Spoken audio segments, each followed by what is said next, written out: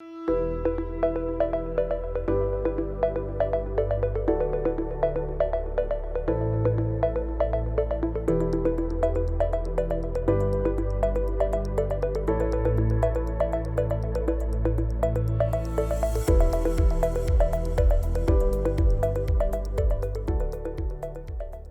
thank you for your enthusiastic support over a quarter of a century, and we thank the Keller family for their steadfast involvement. And finally, we thank the prize committee for carefully selecting a group of laureates who now define vision research excellence, well matching the iconic name of Helen Keller. 5 years ago, Bright Focus Foundation began sponsorship, and they have significantly accelerated this effort. Please welcome Bright Focus President Stacy Holler.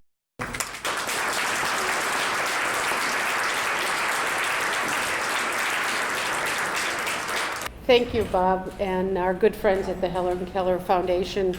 It's really an honor to be with all of you tonight and to celebrate the two laureates, King Wao Yu and Jeremy Nathans, for their extraordinary contributions, which you all know much better from the literature and from your personal experiences with them. At Bright Focus, we seek to fund research to end diseases of mind and sight. This year we were proud to announce $16.2 million in new grants, about 73 new projects worldwide, and many of you in the room have helped us do that as well.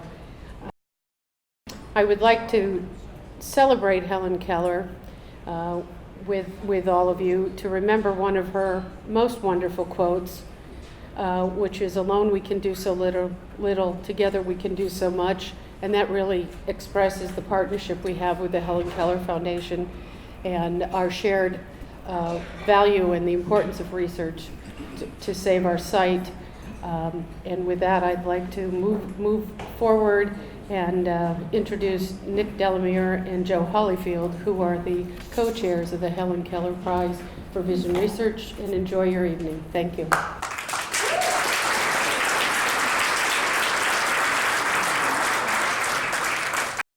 I would like to introduce Joe Hollyfield. Joe and I have the privilege of chairing a remarkable committee, and that committee has the task, and it's a very pleasant task each year, of selecting the prize winners for the Helen Keller Award. Joe? The committee members that function on this prize selection committee are on the back page of this brochure that's on the table. And I'd like to ask those that are in the room to stand. Dean Bach, Bronyan Bateman, Emily Chu, Joe Hollyfield, that's Lois Smith, Al Summers. Professor Hugh Taylor is not here at the time, and I think that's it. Thank you very much.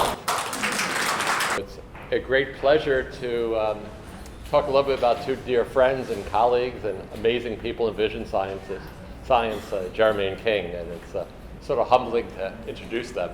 I know since I was a postdoc with Jeremy, we have mutual assured destruction, so some stories I won't say because he could easily get back. King's a little quieter, so I don't quite have as many stories. King, where are you? Oh, there you go. Hi. But some people in your lab did help me out a little bit, so King and Jeremy have really been an amazing team and have just been such pioneers in vision research, and I can't possibly do justice, especially since Laura made it very clear that 5 minutes is the absolute max. And I've already used 30 seconds of that, so there's nowhere to cover these giants. And in the booklets, you have a few of their highlights, and they'll say a few words later, I think, so they can. But King, when he started working with Dennis Baylor, and Dennis, just to warn you, did give me a story or two, so it's coming. He does remember you. And when King was working with Dennis and learned how to record from single photoreceptors and looking at dark noise, which we'll talk about too, it's just amazing how much of phototransduction that you've been so immensely contributory. So we all in the vision world, we thank you. And Jeremy, who was an MD PhD out on the West Coast, but I knew some of the story, but Tan told me a little bit more. You know, he had trouble transformation with Drosophila, so the lab he was in, you know, couldn't get, and we'll have a picture of some of his fly work, but he decided, or was allowed to really start working on cow eyes. And as a graduate student, as many of you know, cloned the visual pigments not only for rhodopsin, but also the color opsins. But I understood, you know, he couldn't resist scientific material. So my little spy told me that, you know, Tan is, you know, luckily is doing great, but she had some surgery back then on the eyes and was wearing some patches. And everybody knew that Jeremy had overdone his, you know, the cow eyes wasn't enough, so he needed human eyes. But apparently, you know, anyway. So these are an amazing team, and they've worked together on many projects, bestrophin being one of them. And this is one of the many awards that they got together. And you can see that they both know how to wear their ties. I'm impressed. And there's Jeremy, a little bit younger, but notice that even back then you could see a little bit of his forehead. So I guess that's another gene that needs to be discovered. And Lubert Schreier was a real giant. Actually, I think of both kings in Jeremy's life and inspiration. And I think Lubert really inspired Jeremy in his own words to go into vision science. Jeremy was very big on education, and this is one of the videos he's given. And this is Jeremy with a few discs from outer segments. But as I mentioned, Jeremy had some trouble with flies. So you can see the fly there was actually winning this battle, which is what got him into the cow eye. Just a few more pictures of, I tried to get some earlier pictures, but they've all been eliminated from the internet. And King is, as I mentioned, another giant in the field, and they're both so deserving of tonight's honor. So this is King in his more traditional version. So this is a direct quote from Dennis, and when he was a postdoc in my lab, King gave a lecture on color vision in the neurobiology course for medical students. In advance of each lecture, the lecturer was asked to provide a short written description of what the lecture would be about as a lure for the students. The description that King provided went as follows. King, do you remember? You do. and that nod is a good indication of the man of few words. So here's his description of his lecture.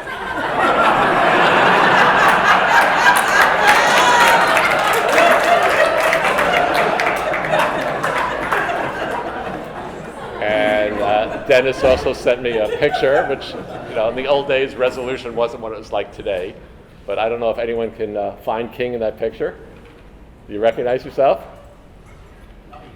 With a little bit of help, I'm still not sure I believe it, but Dennis said that was you. And even though King is a serious man, this is from Reddit, so King is into social media. But you agreed, humbly, I'm sure, beautifully. But so we got to communicate to the world all your beautiful work. So they asked him a few questions. For example, did science always interest you? Was this true words? So science has always been intriguing to me. I spent some time in medical school at the University of Hong Kong, but soon changed my focus to basic science. Yeah, medicine's boring, so you made a good choice. And I think the world is better for your having made that choice. Then another unnamed member of your lab shared this slide with me.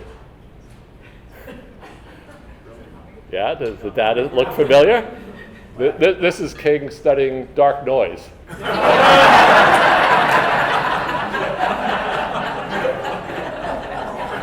And there he is partying.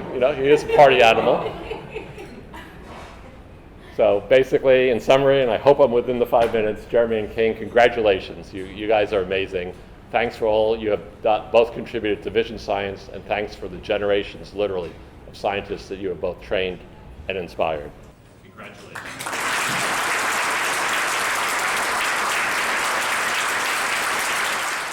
I appreciate being here tonight. Each and every Helen Keller Laureate celebration is something that my family looks forward to. This is a special night, an amazing city. And as my family was able to enjoy some of the many activities that British Columbia has to offer during the past 6 days, I found myself standing on a frozen lake, which was under 6 feet of snow, 4,000 feet above sea level, on a snowmobile. And as I sat there in the quiet of that mountain, I closed my eyes just briefly. I wanted to imagine what it must have been like for Helen Keller and countless others who have suffered from vision loss. And it reminded me so much of why we're here. You see, we're here to celebrate the laureates, those who have chosen vision research and have really accomplished much in their field. But we're also here to give hope for the future. And being here tonight with all of you certainly gives me hope that one day, as my Aunt Helen said, one day maybe there will be no preventable blindness. Without further ado, I would like to present to you our 2019 Helen Keller Laureates, Dr. Jeremy Nathans and Dr. King Hua Yao.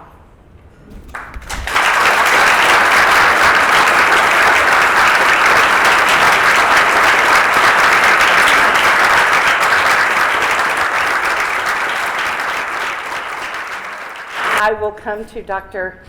Jeremy Nathans and present to you with the Helen Keller medallion.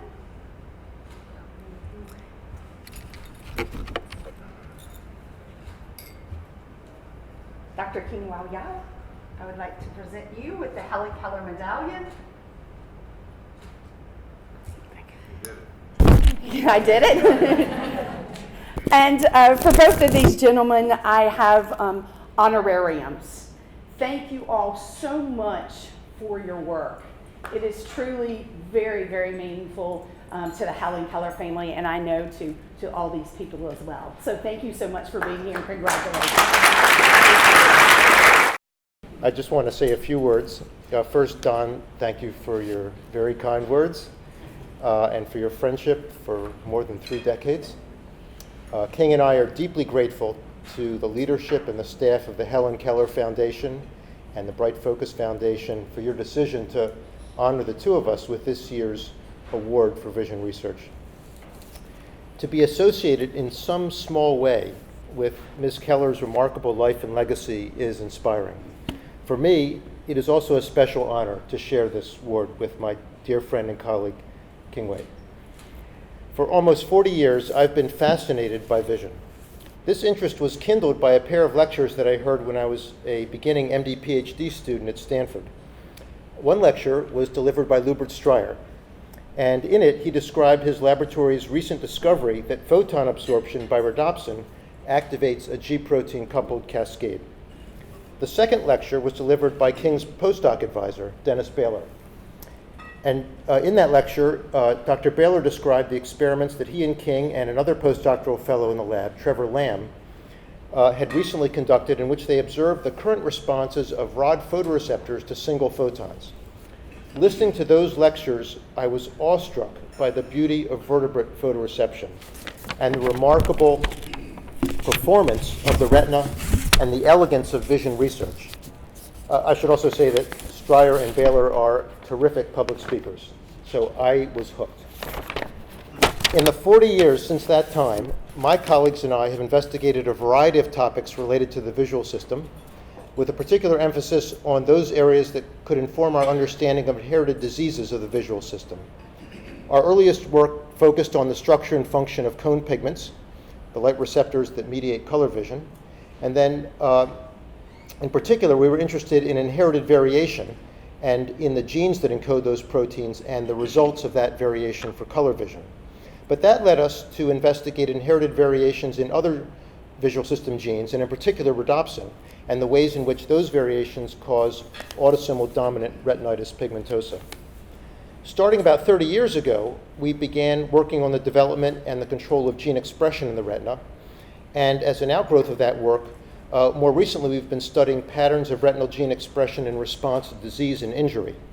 And we very much hope that that work in understanding the retina's natural response to those insults might be useful in blunting the damage that those injuries cause and in augmenting the natural response to those injuries.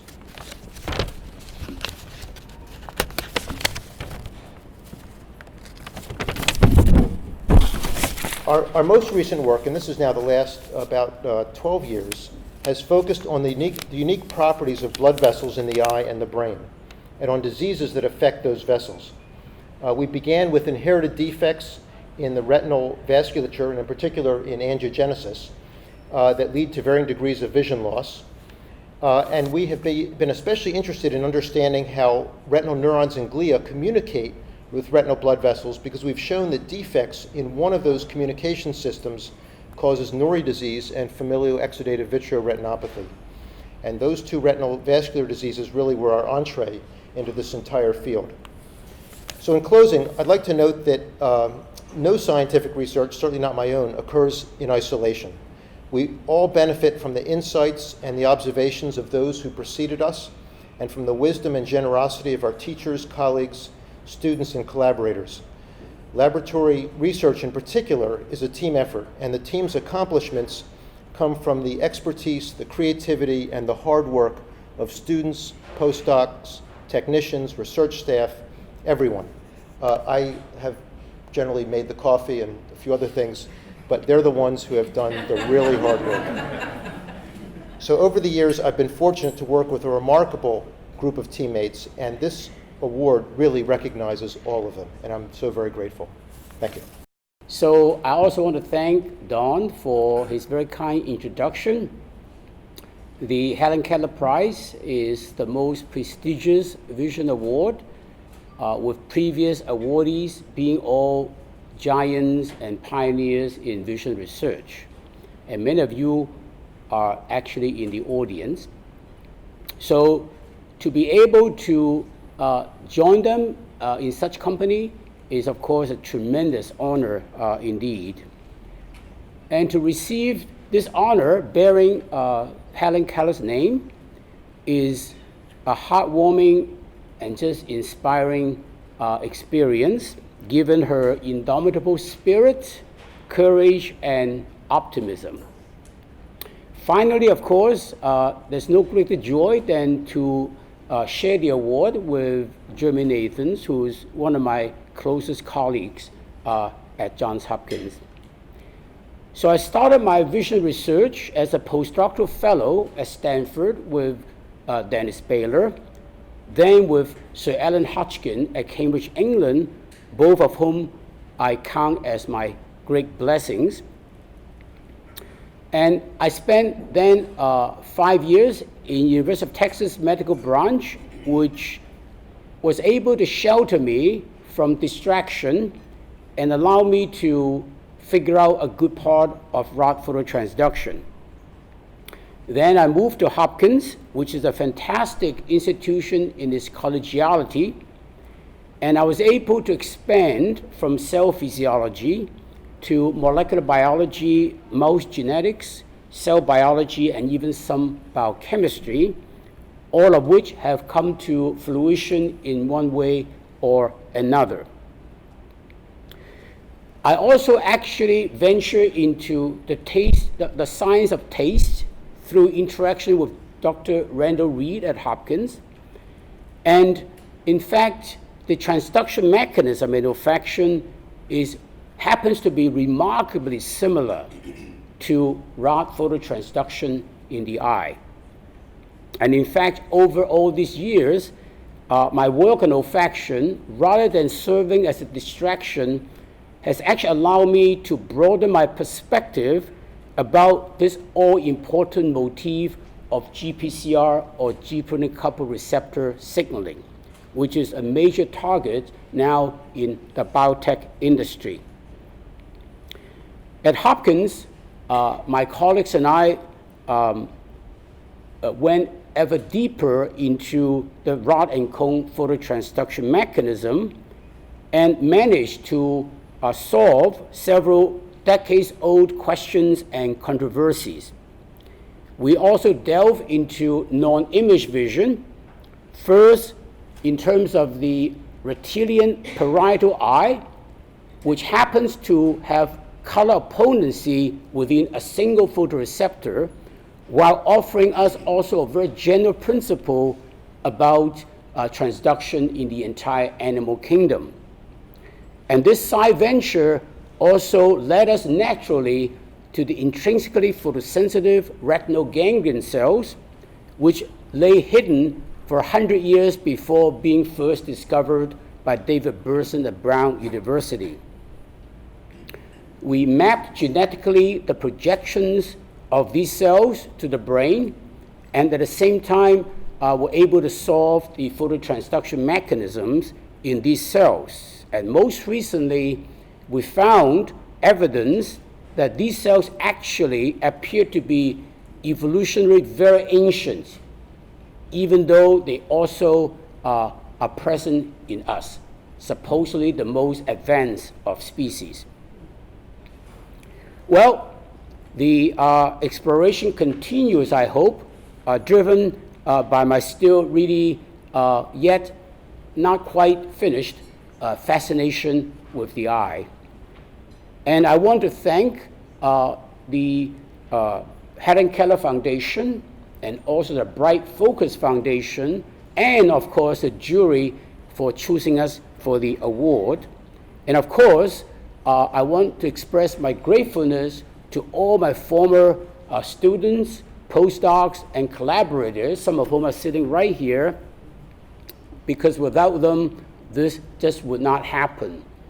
And finally, I also want to express my gratitude to the National Eye Institute for their unfailing support over the years, and also the Champollion Foundation for the support, as well as some other foundation which I don't think I should go into in detail here. At any rate, thank you very much. It's very kind of you, and thank you for attending this occasion, which I'm very proud of. Thank you very much.